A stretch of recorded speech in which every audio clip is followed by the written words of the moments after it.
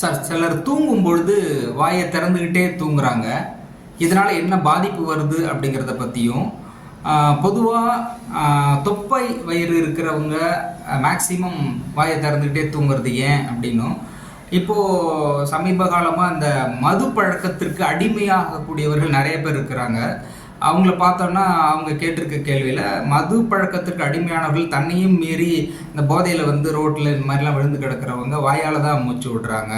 So இந்த மாதிரி வாயால் மூச்சு விடுவதற்கான அடிப்படை காரணம் என்ன, அப்படி செய்வதனால் என்ன பாதிப்பு வரும் அப்படிங்கிறத பற்றி சொல்லுங்கள் டாக்டர். அதாவது கடவுள் வந்து உடம்புல எல்லா உறுப்பையும் ஒரு தேவைக்காக, ஒரு பர்பஸ்க்காக தான் கரெக்டாக படைச்சிருக்காரு. அந்த தேவையை நிறைவேறுவதற்காக அந்த உறுப்புகள் வந்து வேலை செய்யும். சுவாசிப்பதற்காக கொடுக்கப்பட்ட ஒரு உறுப்பு வந்து மூக்கு மட்டும்தான். மூக்கின் வழியாக தான் சுவாசிக்கும். வேற வாய் வழியாக சுவாசிக்கிறது முழுக்க முழுக்க தவறு. வாய் வழியாக சுவாசிக்கிறது முழுக்க முழுக்க தவறு. வாய் வழியாக சுவாசிக்கிறதே கூட. எக்ஸப்ஷனாக சில யோகாசனம், நாடி சுத்தி, பிராணாயாமம், இந்த 3 வகைகளில் மட்டும் சில எக்ஸப்ஷனாக சில பயிற்சிகள் நாக்கு மூலமாக காற்று இழுத்து நாக்கு மூலமாக விடுற பயிற்சி இருக்குது. அது வந்து எக்ஸப்ஷனல். அது வந்து யோகிக் முறையில், இறைவனால் கொடுக்கப்பட்ட யோக முறையில் கொடுக்க முறை. அது வந்து சில உயர்ந்த சித்திகளை அடைவதற்காக, சில விஷயங்களை சாதிக்கிறதுக்காக யோக முறையில் சொல்லப்பட்ட விஷயம். அது சரி. அந்த பயிற்சிக்கு மட்டும் நாக்கை யூஸ் பண்ணலாம். நாக்கு வழியாக காற்றை இழுப்பதும் நாக்கு வழியாக காற்றை விடுவதும் அது யோக ரகசியத்தில் வரும். ஆனால் இப்போ நீங்கள் கேட்டிருக்க கேள்வி உங்களுக்கும் யோகாவுக்கும் என்னன்னு தெரியும். யோகானா கிலோ என்ன எவ்வளோன்னு கேட்குற கேள்வி. ஸோ அதனால் யோகா சமாச்சாரத்தை இங்கே லிங்க் பண்ண மாட்டேன். பொதுவாகவே வாயை திறந்து மூச்சு விடக்கூடாது. வாயை திறந்து மூச்சு இழுத்து விட்டோம் அப்படின்னு சொன்னால் அதனால் நிறைய உடற்கோளாறுகள் நமக்கு வரும். நரம்பியல் சம்மந்தப்பட்ட கோளாறுகள் நிறைய வரும். தொப்பை அதிகமாக பெருத்து இருக்கிறவங்க வந்து அவங்களே அறியாமல் அப்படி மல்லாந்து படுக்கும் பொழுது வாய் வழியாக மூச்சு விடுவாங்க. இந்த வாய் வழியாக ஏன் மூச்சு விடுறாங்க அப்படின்னு சொன்னால், லங்ஸுக்கு ஒரு கெப்பாசிட்டி, நுரையீரலுக்கு ஒரு கெப்பாசிட்டி இருக்குது. காற்று இழுத்து காற்றை வச்சு காற்றை வச்சு காற்று வச்சு. சாதாரண மக்களுடைய மூச்சு இழுக்கும் பழக்கத்துக்கும் யோகிகளுடைய மூச்சு எடுக்கும் பழக்கத்துக்கும் நிறைய வித்தியாசங்கள் இருக்குது. அவங்க மூச்சிலே நிறைய விஷயத்தை சாதிப்பாங்க. சாதாரண மக்கள் வந்து வாயை திறந்து தூங்குவாங்க. அந்த தொப்பையினுடைய இழுப்பு, அந்த வயிறுலாம் அப்படி இழுத்து இருக்கும்போது அந்த உதரவிதானம்லாம் அப்படியே பாதிக்கும். அந்த உதரவிதானம் டயாப்ரம்னு சொல்லுவோம். அதை அப்படியே பாதித்து முன்ன பின்ன தள்ளும் பொழுது நுரையீரலுக்கு தேவையான காற்று கிடைக்காதனால வாயை எக்ஸ்ட்ராவாக திறக்க வைக்கும். அது இயற்கையினுடைய ஒரு செயல்பாடு தான். மூக்கு வழியாக மூச்சு இழுக்க முடியலன்னும் போது வாய் வழியாக அடித்து காம்பன்சேட் பண்ணுது. பட் அது தவறு.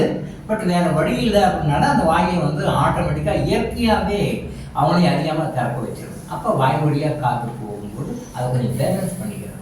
பட் வாய் வழியாக காற்று போகிறது வேறு வழி இல்லைன்றதுனால எடுத்துக்கிற ஒரு விருப்பம் இல்லாமல் பாடி ஒரு செயல்பாட்டை உருவாக்கி அதை பேலன்ஸ் பண்ணுறதுக்காக எடுத்துக்கிடுவாங்க.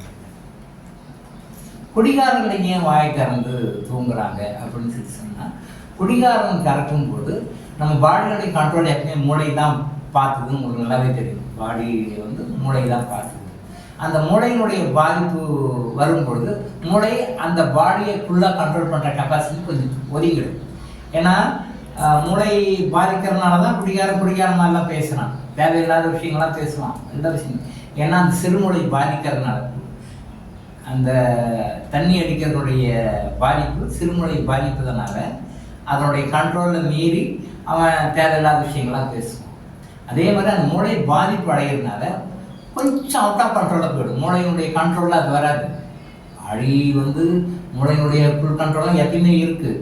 பட் அதனுடைய இழுப்புக்கு வராமல் கொஞ்சம் அவுட் ஆஃப் கண்ட்ரோலில் போயிடும். அந்த மாதிரி கண்ட்ரோல் போகும்போது அவனையும் அறியாமல் வாய் திறந்துடும்.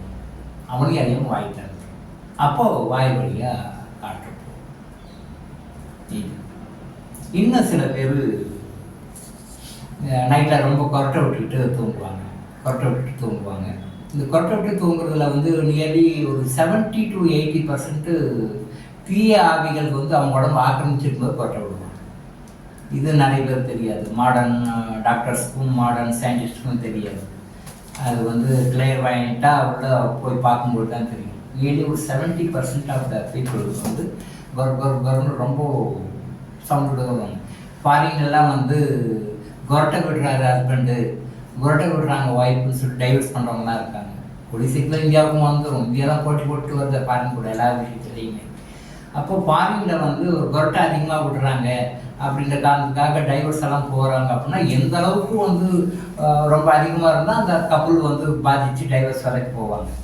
ஆனால் அவங்களுக்கு அந்த கெட்ட ஆவியினுடைய கெட்ட ஆவி பாதிப்பு என்னன்னா அவங்க ஸ்பிரிட்டை அவங்களுடைய இதை வந்து இது கண்ட்ரோல் கொண்டு வந்துடும். அவங்க பாடி ஆக்குபை பண்ணிக்குவாங்க, ப்ரொசஸ் பண்ணிக்குவாங்க. அந்த ப்ரொசஸ் பண்ணிக்கிட்டான்னாலும் அந்த ஆவி அந்த உடம்புல இருக்கிறது பெரும்பாலும் நைட்டில் அந்த மாதிரி இருக்கும். பக்கத்துலேயும் சில பேர் அசத்துவங்கன்னா அந்த மாதிரி கொரட்டை விடுவாங்க.